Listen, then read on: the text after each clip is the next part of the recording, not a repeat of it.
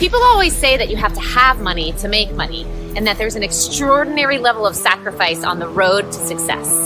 So how is it that investors like us who didn't start out with much money and who don't rely on banks and credit, how is it that we can increase our income and build our wealth in a way that doesn't require us replacing one full-time job with another while still enjoying the things in life that matter most to us? That has always been the big question, and this podcast reveals the answers.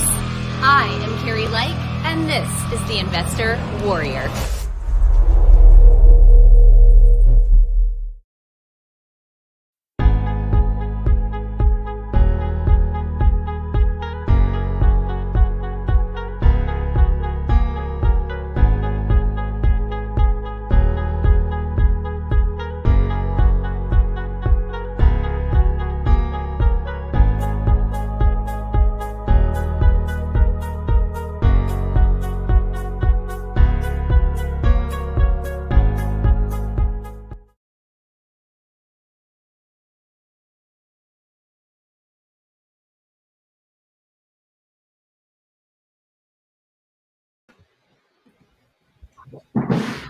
Hey everybody, welcome to our live stream today on the Investor Warrior. Today I have with me Edward O'Daniel. Thank you, Edward, so much for coming on to the show today to share your experience, your journey with our listeners. Edward and I met in Alabama a few months ago and started talking about his way of investing, which is very different from my way of investing, which is why I wanted to have you come on and share your expertise and your knowledge. And you are a seasoned investor. How long have you been doing this for? Well, my first deal in real estate was rental property. So I bought that back in 2005. 2005. Excellent. And so, Edward, I'm going to just let you share your journey, your story with the listeners. You are the veteranlandlord.com, and I want to go into how you got that started.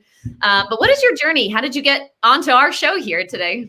That's okay, Carrie. Thanks so much for having me here. It's good that we can finally touch base here on your show. I'd love to be just share knowledge with people here, especially the things you brought up that we're going to talk about today. Just a lot of the mistakes that you've made and how to avoid making those mistakes. Because that's one of the main reasons why I created Veteran Landlord, is because I kept getting tired of hearing people's landlord stories about how they failed and get out of the business and how this doesn't work and it's not possible, when it really is. You just need to, the thing is, you need to know what you don't know. And that's what happened to me on my very first journey into real estate. I was a W-2 employee. I came from the world of IT, information technology. Like a lot of people I know who have rentals come from that field, but very well paid, had a good career, everything's going well, but the very first deal we had, me and my wife actually refinanced our existing house, and we had some cash left over. I mean, we had, I think at the time, about 35 grand worth of money, but this is 2005. And if you weren't around in 2005, you know that 2005, 2006 were sort of the top years, kind of like what we got right now in real estate, where you're paying, it's a seller's market. And that's not really the time that you want to buy real estate, or, you want to be very careful because people are asking a lot of money for it at those peaks. But then, of course, when you buy them in 2005, whatever happened in 2008 with the whole market, everybody knows that the market crashed again. So anyway, that just was not a good time to sit back and have a peak of the market rental property. And when I bought it, I kind of said, hey, let's just do it. And I'm going to hop into this and I'll figure it out as we go. Yeah, probably not so much here. There's a couple of general rules. If I would have just known it right from the very beginning, I would have never even approached or looked at this property to buy it. And those are things that are readily available now, and those are things that I share on Veteran Landlord. But ultimately, that property, we held it for, probably close to 10 years until we finally got it sold, and we ended up just losing on it. Overall, just because the market value in that area, we lost so much in 2008 that it never came back. But it's just, we just wanted to get rid of that particular property. So it didn't do us well. We've had success since then, but yeah, that was not something I care to repeat. So I use that as an example of, hey, don't be me. Do these things and look at the analysis of this property before you move forward to see if it's even worth buying. Yep. And now you're a real estate investor, you're a broker, you're a coach, and you are also, as a disabled Army veteran. How long did you serve for in the Army? Curious. Actually, a little bit less than 2 years. I was right in the Desert Storm area. So I was actually in Georgia, at that Fort Stewart, Georgia, before my base got activated, and I was just injured in a vehicle accident on base. So my right arm above my elbow was removed just because of an accident. But that's a whole other story. But I just didn't let it slow me down. It kind of set me back for a year or two until I could reassociate or reorient myself. But I pulled myself back up on my bootstraps, like people say, and get going again. But here I am, 20 years later and much better off.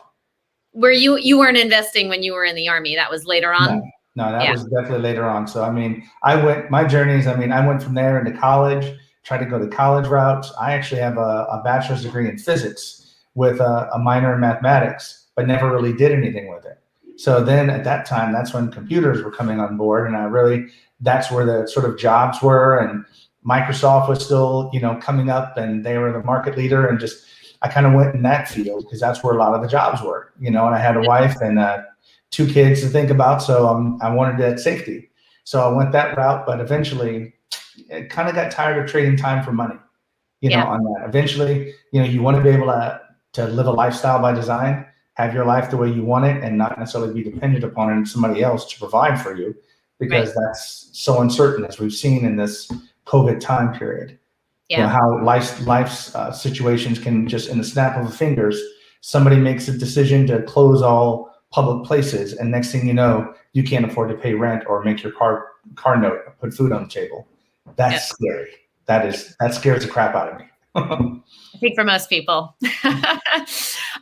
So tell me now a little bit more about what your current model is. You do turnkey rentals. So tell us a little bit more about how that works. Well, just to add to that, I've been running St. Louis Property Management. I own that here in the St. Louis, Missouri area. I'm sorry, that's where I'm focused. I should have mentioned that. But I run St. Louis Property Management. So we manage other people's rentals as well as our own. So we have clients that are always looking to sell properties. We've had a lot of them sell this last year. But when it comes to turnkeys, it really kind of bugs me. I'm just going to be completely upfront. It bugs me when other people, wholesalers and people like that, use the term turnkey because they wear it into the ground.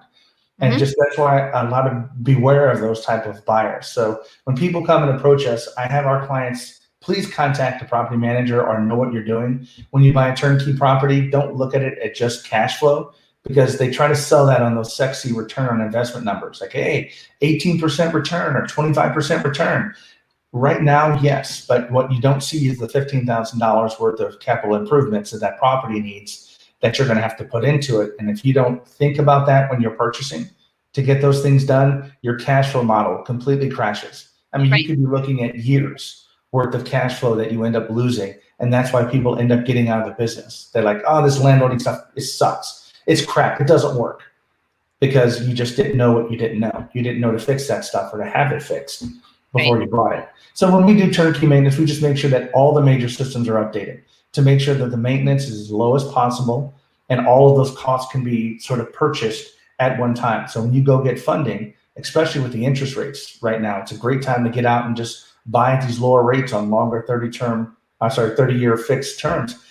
That's just really great to have all that rolled up. It may be another $100 a month added to your payment, but you've got all that maintenance. Now, once you have that property, all of your monthly payments and your cash flow calculations really come out to be accurate. When you do your calculations and it's like, well, this should generate $210 a month cash flow after, net after everything. Well, that goes by the wayside if you don't take care of your deferred maintenance. If you don't fix it, or that air conditioner that was 18 years old, that when you bought it and it goes out and now you're at $2,500 or whatever dollars to get it fixed, that really hurts, because that's over a year and a half worth of cash flow that now you're at a loss to even get that back before you're positive again. That hurts. And that's one of the major mistakes I did, because I did a lot of I sort of was doing the Burr method, if that rings a bell to your clients, back in 07 and 08, right in that time frame where the crash happened. But I was using like a line of credit that we had against our house. I would use lines of credit to purchase properties, get them turned really quick, get them fixed up, and get them rented, refinance them, because we could refinance at 80% cash out loan to value, and The problem with me is I actually got greedy. That's one of the things I tell people not to do. I literally got greedy at the time because I would pull money out of the deal and not put it into the capital improvements. And Right. that's when I said, don't do that. That's a big no-no. And I paid for it later because when I had those huge expenses for roofs, furnaces, and things like that, it all had to come out of cash flow. So there were a couple of years there that didn't look to be too good. And it could affect the rest of your rental portfolio. That's the problem, is when you have those expenses, you pull down your other cash flowing assets to cover those particular losses. And it hurts. Yep. Yep. I've been there, so I totally get it. So you're buying these properties. You're fixing them up and turning them into, I'm going to say turnkey rentals, but you're turning them into turnkey rentals and then selling them to your investors? Correct. And sometimes our investors are interested in them, but other than that, we can sell them off the MLS right now. I mean, they're going pretty quickly here, but if our clients are interested in there, we give them first pick of the clients that want to buy it. And we give them a good price because for the most part, we don't have to deal with realtor and agency fees, so we could reduce the price a little bit and stuff like that. And we're going to end up managing the property anyway, which is going to be easier for us because we fixed all the problems that normally people have whenever they buy properties. And that's the problem. We get clients and then they're like, hey, well, I just bought these properties. And we go out and take a look at them. We're like, okay, great. This property needs $3,000. This property needs $2,500. And it's like, okay, well, we need you to transfer $18,000 over so we can get your properties fixed. And they're like, they're looking at you like, what? I just bought these properties. And we're like, I'm sorry. If you would have brought us involved and got us involved before, then we could have told you that of what you needed, but you're going to have nothing but problems. So that's why I don't like the word turnkey when people who don't really know what turnkey is use it. I like turnkey to be all of the deferred maintenance has been corrected up to the point, if a furnace is more than 10 years old, for instance, in that point, we replace it. Even if it's functioning right now, because we have to make that cost included. If the deal doesn't work with those numbers in it, then it just doesn't work. You walk away from it. And a lot of people hate to do that because all we're looking at is this one number. It's so close. We just got a couple of $1,000 difference, but that couple of $1,000 is the difference between making it or not. So that's why having a good rental analyzer that calculates repairs and things like that is really helpful to have, just so that you can look at the numbers. And if it doesn't make sense on this spreadsheet, then don't do it. Yeah, that makes sense. So I want to talk about, you're speaking to two different listeners here, right? So the listeners on the show, they might be in the seat that you're in where they want to learn more about your model. Well, this sounds like a lucrative model. You purchase the property, you fix it up, you sell it to the end buyer who is going to be an investor who's going to cash flow it. And get paid there, but then you also get paid by managing the property. So it sounds like you get paid in a couple different points of this process. So I want to talk about that model. And then I also want to talk about the other side of it, which is the investor that buys it from you, because there are going to be listeners on the show that say, hey, that sounds pretty good because I don't want to do the work. I don't want to fix it up, but I want these long-term properties where they're cash flowing. It really is a turnkey model. So I'd like to just separate the two for a second and first talk about your model, what you do, and then go to the investors who you're selling this to. Because I think that there's going to be different listeners here, right? So number one, how did you get into this model? What was it that said, I want to fix up these properties? So this is kind of a niche that you're in, where you're buying properties. And I'm guessing there's certain types of properties that you're looking for. You're fixing them up, and then you're making sure that the numbers work for your end buyer. How did you get into this model to start with?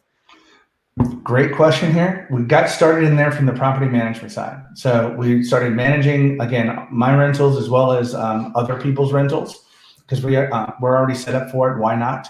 And as people started buying property, we started seeing the same thing over and over again. They would buy a property, it would need work. We would give them, sometimes we could even lose clients because we come up and said, hey, you need to spend X amount of thousands of dollars with this. And then people said, I don't have it. And then we're just, that creates a problem when we can't provide good, solid housing for people. And the person who bought it, didn't know, they didn't do inspections. They basically just didn't do their due diligence. So what that led to instead of doing this on the back end after somebody already purchases it, how can we just, provide that for somebody and then make it spread in the middle from, just the rehab costs Again, these aren't huge rehabs. Most of the stuff that we do is less than $15,000 worth of work. Okay. Sometimes they go a little bit higher, but we're trying not to do 40 plus $1,000 rehabs from the time involved with it. If it's that much, then it's like just too much involved with having to maintain a project for that long. We're just trying to get in and out and get it done within a 2 to 3 month period, kind of thing. So really quick.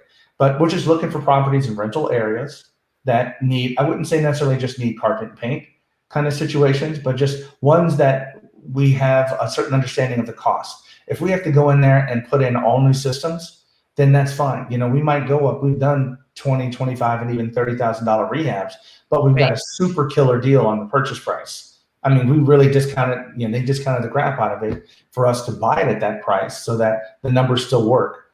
But to answer your question, we saw that there was a spread between getting a property fixed up and then selling somebody a premium product that was a true turnkey model. And at the same point, we can move that into our property management company and make it a win for everybody. It's a win for, we have another company that we use to do the turnkey models. We have our property management company that we turn it over to. So those two have an agreement between those two companies. And then we have a client that comes on board and buys it. They could be an existing client, or they could be a client that just sees it on the MLS and wants to buy it, and then we turn over and manage it. But it's a pretty seamless process from them buying it from us, because we're the same team members involved from the purchase, the closing, to getting it rented, to actually filling the unit, to moving right over. There's no change. There's no like multiple people and points of contact. So it's very easy for the client to just write a check, buy it, and know they're going to get money the next month when we've got it rented. And it's actually easier for us because we don't get as many maintenance calls. People are happier. We put the right materials in there. So when we do our rehab, just like a lot of rehabbers do, you've got your own choice of materials if you're using for certain areas. Here's the flooring that we put in. Here's the paint color. Here's all the SKU numbers that we use for everything. We just need to make sure that the numbers come up well on the rehab to make sure that we could sell it for more than that. So, and ultimately, when we sell it to people, it ultimately has to at least match sort of that 1% rule. And that 1% rule is that kind of gotcha that I told you earlier about my origin story, that if I would have known this property, I think we bought the property for my first deal. I think we bought it for $149,000 or something like that. So the 1% rule, if you don't know that, you should be able to rent the property for 1% of your purchase price. And that's just really quick right off the bat. If it doesn't meet that, it's probably not going to be a good thing to look at. Well, 1% of that would be $1,490. Well, the problem is the rents in that area were only going between $950 and $1,050 in that area, maybe $1,100 if it was fixed up nights. So if I would have known that, by example, I would have never even moved forward with the deal. That one thing could have saved me, $35,000 and a decade worth of headaches that I had while trying to get that thing rented.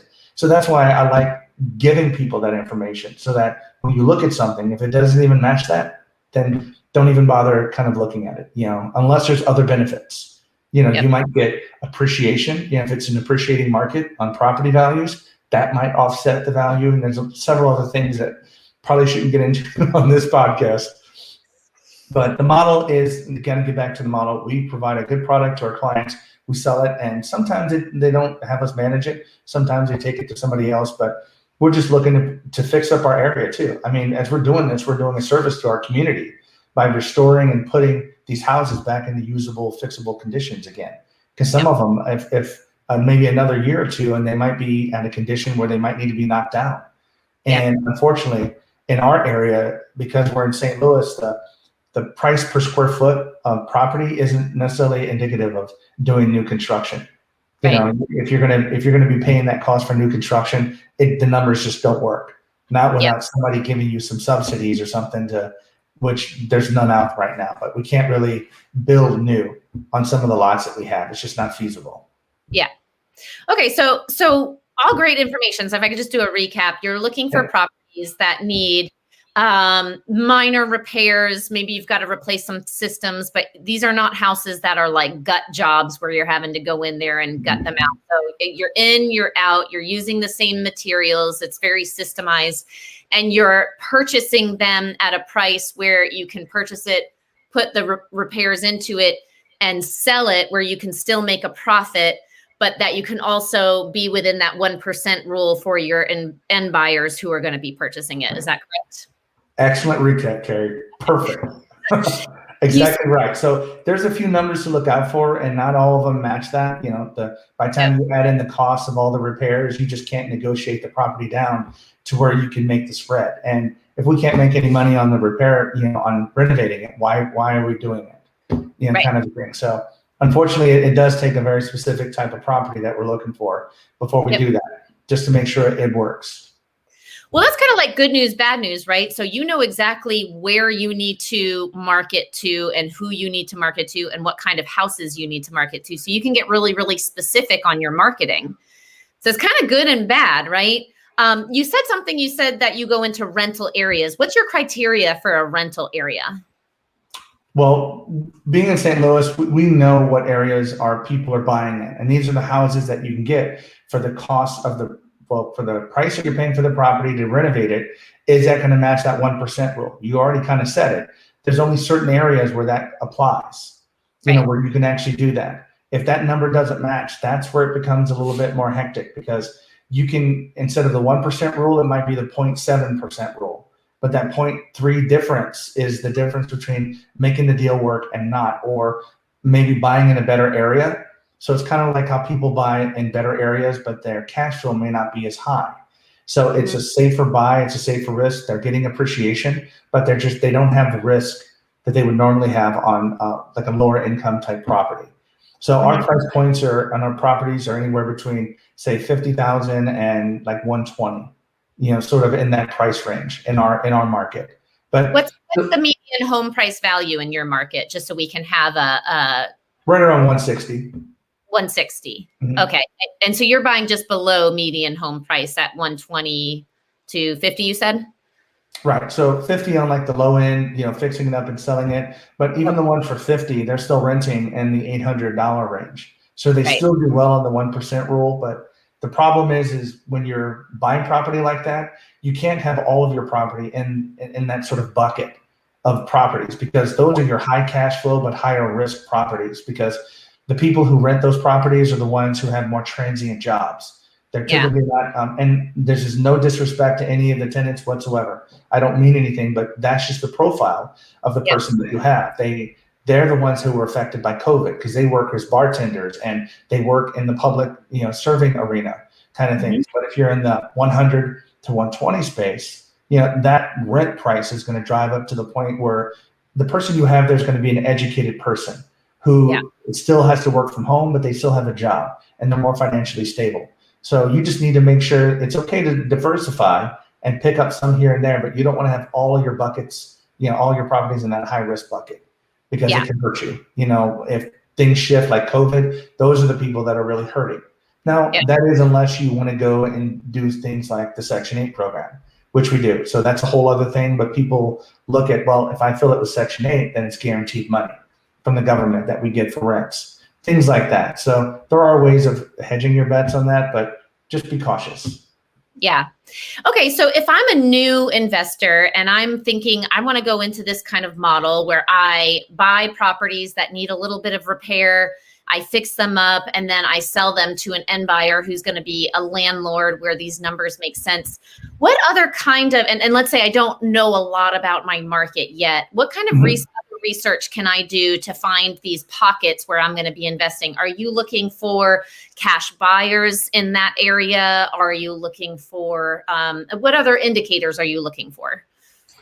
If you're a new person coming into market, one of my biggest things for advice, if you're looking for the low-hanging fruit, find all the there's something called a heat map that you can generate. And there's certain websites out there that you can go and generate publicly. And it's like, where are all the sales of properties been? Like if you give me a heat map, or a heat map is kind of like a little area that shows you, by different colors, which ones are higher for people who are buying deals with cash, for instance. So if you're buying with cash, where are the areas that you see that at? And you don't necessarily need a heat map. You can just generate a list of all the sold properties on the MLS and which ones actually had cash transactions on them. But figure that out first. Do a little bit of data analysis, put all of it into a spreadsheet, sort them by your zip codes, and then sit back and you can start indicating where all these properties are at. those are the properties where people are buying stuff for cash.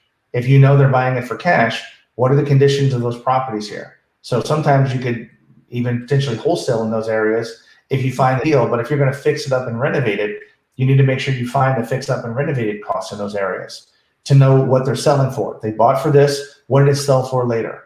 So it's going to take some data analysis and really analyzing the properties that you get, what do they look like afterwards and so forth, to know what you're going to have to do to them to be comparable, to make sure you don't over rehab something.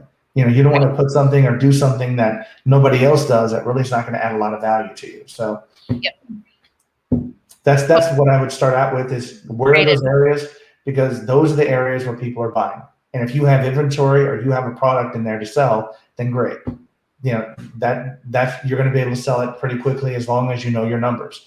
If these properties are selling for just say 50 and you know they're 50, you know, all beaten up, then you need to find them below 50. That's simple numbers. You just find it below, get it under contract, and then sell it, and you should be good to go. Great advice. Okay, so my next question is, do you go above that median home price value if the numbers work? So let's say like second-time home buyer price range or higher end stuff. Or do you just stay at that median home price and below? I stay at the median home price. Now, as far as renovations go, we might renovate properties with the purpose of just renovating them and selling them out to the public. I don't include that in this model. Right. So in the rental model, you know, where are people really looking to find deals at? You know, which ones are being sold? I just said earlier, where are the cash buyers buying stuff at? Cash buyers are not buying in our above median price range. Because that's now that's not to say people won't take take properties, sell them in this market because they can sell them, and then look at moving up. You know, kind of like that monopoly. You trade in some of the houses for the hotel kind of thing, and you upgrade your property portfolio to a better area. But that's not what we see by default. You know, we see people coming in and want to buy stuff up into that 120 price point, and there's very few people afterwards. But pick the part of that bell curve, if that makes sense, that has the most meat on it. Yeah. And that's where you need to start, you know, kind of going after. You don't want the edge on this side or the edge on the other side, because that doesn't have as many people in it. You know, even though somebody could find a niche in that area, you know, you want to fish, or, you know, I use the word fish, but you want to go in that middle, you know, where everybody's buying, because that's where you have the biggest amount of buyers. Right. Cool. And how are you acquiring these properties? So if I'm new coming in, I want to get into this model. What's the best way to acquire these properties? It sounds like you're not holding on to them for too long, but you are holding on to them for a period of time while you're fixing them up and finding the right end buyer. Well, this is here over the last year, it's been really interesting, Carrie, because we don't even necessarily have to do a lot of marketing. For some reason, there's just been a lot of uptake in people going and wholesalers in the area that you work with. So networking, building your network up of other wholesalers, if you tell them what you're looking for, as well as even hopping on some of the Facebook groups. I don't know if a lot of people are doing that, but our Facebook groups are very active in our area. People are constantly posting particular deals. And if you're one of the players that people know that you're not messing around, that if you're interested, that, you know, that they will save a property for you, that's nice. I know it takes some time to get there, but just reach out to your network. You know, don't go out and spend thousands of dollars on marketing if you don't have to. Pick the low-hanging fruit. There's wholesalers out there working just to try to make a couple $1,000 on a wholesale fee that's going to sell you a property that's going to meet what you're looking for without you having to do anything. And you just get email after email every day in your inbox from these people about deals that they got. So I would pick that first if you're moving forward with it. I wouldn't, you know, build this huge list and have to go out and talk to people. Do the low-hanging fruit. You know, get the deals that other people have found for you. They're going to make money off of it, but as long as those numbers match and they work in your spreadsheet calculations, it's all good.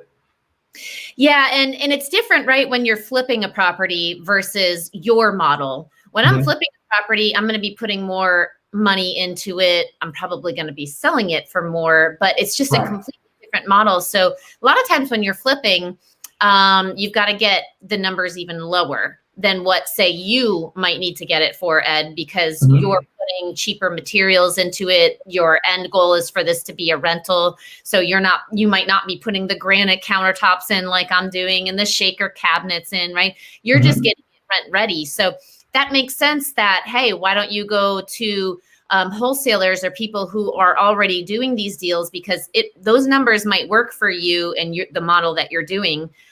Whereas they might not always work for me because if I'm acquiring the property to flip it, I've got to get it even lower. No, I completely get it. And what you asked earlier, like what advice would you give a new person to start? Well, these are the new people. These are the people coming in looking to get in and start doing wholesaling, but where are they going?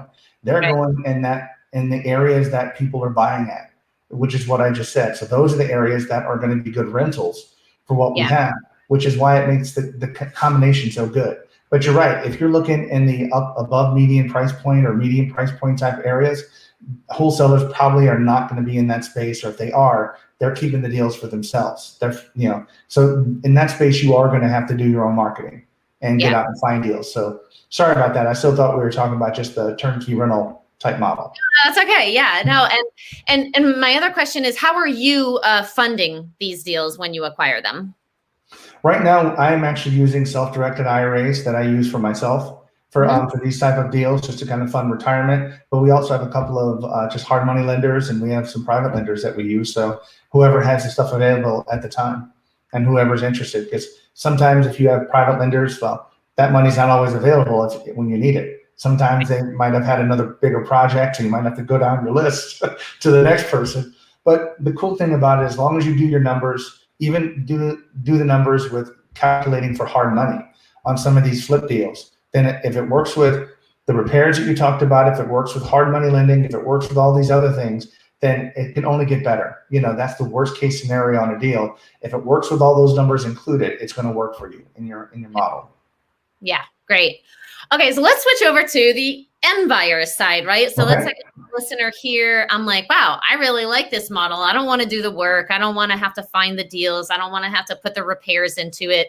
I just want a place where I can park my money, or I can start building wealth through acquiring of rentals. But I want to be a little bit more passive. So talk a little bit about the benefits that you're providing to these end buyers and to these investors and what those numbers look like. Okay. So when we talk about end buyers, we oftentimes get those. We have people contact us that says, hey, we're buying a property in town and we're trying to interview property managers, for instance. Very common that they'll sit back and do that. We actually recommend to our clients or anybody that calls us, get your property manager involved during the acquisition. Don't bring them in after you've already closed on it, because your property manager is a part of your team. They are part of your team, just like your real estate agent, just like the person you're buying it from, if you're buying it from a wholesaler or whatever else. All these people are working together. Their goal is to sell it to you and make money, or make money off of you. And that sounds really bad when you say it like that, but ultimately you're paying somebody for this service. So get them involved. The property manager should be able to go out and tell you, here's what you need to fix. Here are the problems that we're going to have. Because if those are told to you up front, then you can possibly renegotiate or include that in your negotiations when you do your inspection list and stuff like that to negotiate the deal. So don't wait until afterwards. And that's the problem that I've seen some people have. They wait till afterwards, and then now I tell them the bad news about all this stuff, and now that's when we run across problems. And we've honestly had to let some clients go, because we can't sit back and manage properties if it's that bad and it needs to be fixed up, because we just said we're going to provide good housing for people. If we do that, treat people fairly, treat people with respect, they're going to stay with us, which is another key in the landlord business. Just renewal. You want people to stay in there, not just a year, but 2 years, 5 years, or longer, because that's when you start seeing your profits really shoot up, when you don't have that turnover every year. Yeah. Great. And so you talked about the 1% rule. So what kind of returns would an investor expect to get when they purchase these properties from you? Oh, well, I guess, you know what? I don't have those numbers off the top of my head here. I mean, in this area, you would easily be looking at a double-digit return, in our area. Now, it might be high single digits if it's like a completely new renovated type building, but then that's going to be a building in the upper part of what you're talking about. So like we're doing a duplex right now that is just, I wouldn't say completely gutted, but almost. So everything in it's new. We converted it to electric, and so it doesn't have any gas, and just people like that better when there's only one utility in there. That's going to be more in the 160 price point. So you're going to be doing about $80 a door. So it's going to match that 1% rule pretty good, but that's going to be a building that has all the stuff fixed up in it. So that's a good 10-year, even 15-year hold on a property where you can continue to raise those rents over time. And that's another thing that people don't think about. You might be a 1% rule today when you buy it, or at 0.8 or whatever, but give it a year, and that property, with the increase in rents, it might take you 2 years to get to 1%, but now you have a building that's going to appreciate and you can push the rents even higher because of how new the building is. Yeah. Yeah. So Okay. you're going to make a better return later, but it's a good hold because your maintenance costs are very little on that. Yeah. Yeah. Yeah. The very first rental that I ever bought and managed myself went horribly wrong. The first tenant I put in there, I was in a rush. I didn't really know what I was doing. I didn't take the time to put the right tenant. It was a it was a lower income neighborhood. We bought it for like $40,000, put $5 into it, and we were renting it for $900. So you're like, wow, go wrong there. That's 2% rule.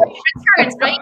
Except when you put the wrong tenants in. Yes. And I put the wrong tenant in, and you say high return but higher risk, and it can be higher risk, especially if you're not a seasoned landlord or you're not educating yourself. And I didn't take the time to educate myself.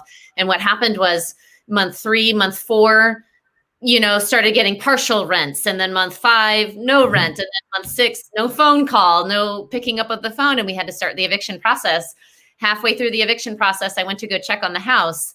And the tenant's daughter had taken a bat to the house, smashed in all the windows, taken a bat to the inside of the house, tens of thousands of dollars in damage. And, we were able to recover some of that with insurance proceeds, but it was the time. It was after the eviction. And then we had like 3 months of vacancy, just fixing up the house. And then I was like, I am putting the right tenant in this time. And we ended up getting a property management company. I wanted to make sure that we put the right tenant into this property. And then those tenants ended up staying for 5 or 6 years before we sold the property. But this is why it's so important if you are new to the landlording, industry, but even more so if you go into these types of properties that are just going to be a little bit higher risk, harder to manage, that you either know what you're getting into or you hire people who know how to put the right people into those. Correct. And it's a good thing that you didn't give up, because that example you gave is one of the key examples of when that happens, people they don't even bother fixing it. They take the insurance money. That's it. I'm selling. I'm getting out of this business. I'm never going to be able to do this. That happens to people, and they never go back to rentals again. And it's a shame, because you're right. It was probably just rush, and you look back at it and you smack yourself on the head. Why did I do that? Why did I put this person in there? And I knew I shouldn't have. So it's a good thing you stayed with it. My ego kept me going. I was like, no one's ever going to find out about this if I just fix it up and put the next tenant in. It was a little bit embarrassing, because I was like, how could this have happened on my first try with investment properties? And now I see it all the time. And I don't invest in those particular neighborhoods anymore. It's just not my model. It's not my niche. I'm more median home price value, 30% on each end. And I think it's probably because of that experience that I just go into those high return, higher management type neighborhoods anymore. So that rings a bell, what you were just saying about tenant screening. Just to kind of give it out there, that's why I actually created called the Tenant Screening Handbook that people can download from the Veteran Landlord. So it's like 50 pages, and it goes through all about the stuff that you need to do before you put a tenant in there, and what to look for and what to watch out for. So that's something that I give people and say, please just take an hour and just read this thing. It could save you $10,000 or more worth of damage. But also, and you talked about your model shifted a little bit. That's something that people who are new to starting into this need to make a decision. You need to kind of decide, first of all, are you going to be the investor and have it professionally property managed? Great. If that's the choice that you made, now you have to look at your asset class. Where do you want to invest? Do you want that $40,000 unit that is higher risk, and maybe that's the only thing you could afford right now? Or do you want to go up into the higher areas? What class type properties do you want? That decision should be made too, because that's going to narrow down what you look for. That way, Yep. all the stuff that comes into your email box that, nope, not interested in that. Nope, not my area. Nope, not my price point. Things like that. So focus on, your rent cost, and then even, potentially your school districts are also key when choosing that. Well, here's what I love about this model too, is now this is just something that I can add to my toolbox. If I do get a property that doesn't fall within my criteria, Mm-hmm. right?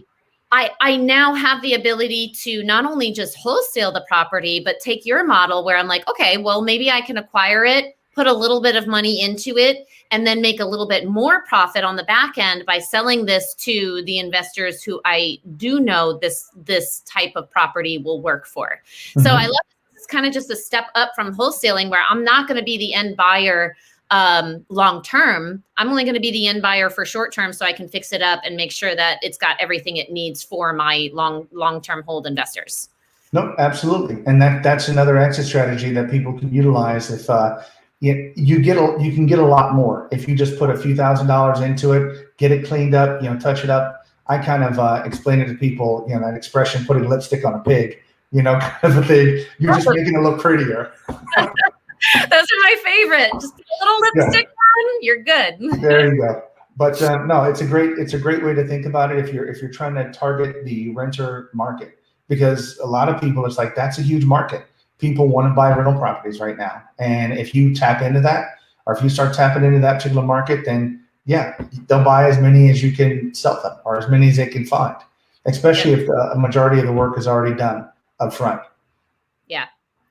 Okay, so as we're wrapping up here, I just want to touch on the things that have happened this year with COVID-19 and these crazy eviction moratoriums. Mm-hmm. Has anything in your business shifted since all of this took place with the eviction bans? It has, and right now it's really, we already had a good system in place. I'll toot my own horn on that one, but we already had a good tenant communication system in place, which, believe it or not, we do have people that weren't paying. We try to put them on payment plans and work with them, but we approached it from a heart of, we're going to step to you with respect, try to see what's going on here, work with you, do what we can. Now, there's a small percentage of people that didn't respond to phone calls, and we ended up, a lot of times those people just ended up leaving, and then we sort of recaptured the property and got it re-rented. But a lot of people, if you just talk to them and put them on a payment plan, they're embarrassed to say that they lost their job and they can't afford to pay stuff. That's just not pretty. But if we approach it like, let's work with you, what can you do? So we've really worked with a lot of people to help come up and create payment plans. But now moving forward, we have to just do our incredible due diligence on our screening process.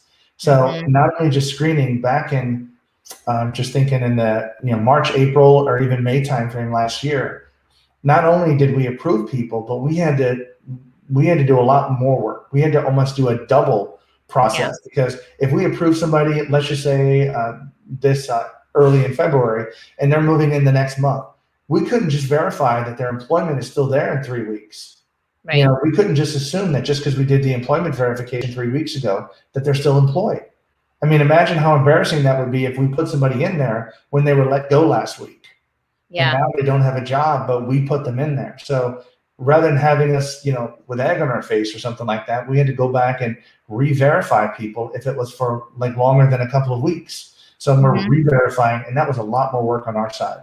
But we had to do that just to make sure people still had a job. And a couple of people got caught like that.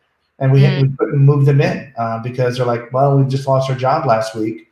And we're just like, well, we can't move you in. You don't have any income. Right. And it's amazing. It was amazing how many people, we actually got people filling out applications who put unemployment income on there as their income source. And we're like, no, thank you. That doesn't work for us. Unemployment income is not an income. So it just made me laugh. We just refund their application fees and just say, no, thank you. We don't even bother running them. But that's what we've seen. We've just seen that we had to do more due diligence on making sure that maybe people have higher credit on them or leaving the property vacant longer. So that's what some of our clients have seen, is a higher, maybe even another 30 to 45 days worth of vacancy, waiting for that person to screen them to get the person that we're looking for in there. Because the model I have is, I'd much rather just keep the property in there empty than put a bad tenant in there. Right. That vacancy cost is nothing compared to what you experience and having a $10,000 complete headache. I mean, you could think it, I'd much rather just left it empty for another month until I found a better person. Yeah. So that's kind of what we go off of. Cool. Wow, this was all such great information. So where can our listeners contact you if they have questions or they want to connect with you more? I'm a big person of Facebook. Hit me up on Facebook, Edward O'Daniel. Go to the Veteran Landlord, check us out. And we also have a YouTube channel for those people that just are interested in those other little nuggets. A lot of our videos are less than 30 minutes, but they have a lot of good content in them. So check us out, subscribe, and that way you'll get notified whenever we put anything else out. But just sign up at the Veteran Landlord. It's free to create an account, and feel free to take advantage of all of our resources. Yeah, especially that tenant screening resource that we talked about, because I wish I had that on my first deal that I did. Well, again, it's nice, and I kind of tell people it's like what we do is we kind of take the scariness out of landlording. Like imagine if you're sitting there watching a movie and you're watching a scary movie back in the day, and somebody already watched it and they're going to tell you, "Hey, Carrie, watch it. This guy's going to jump out from around the corner with an axe and chop him up." Well, it's not scary for you anymore because they already told you what's going to happen. It didn't do anything for you. Well, that's kind of what we do, is we take that scariness out by letting you know this is going to happen. Take care of it here. This can happen. And that way you know what to watch out for. So yeah. Very cool. Well, thank you, Ed, so much for coming onto the show. I'm so grateful that we got to spend this time with you. And always a pleasure, Carrie. Yeah, this was so many golden nuggets here for our listeners. So such a great model to get into. So glad you were able to come on here and share your experience. So thank you again. You betcha. Have a great day, and let me know if there's anything else I can do for you. All right, you guys, that's it for today. I'll see you on the next episode. And remember, you are only one deal away.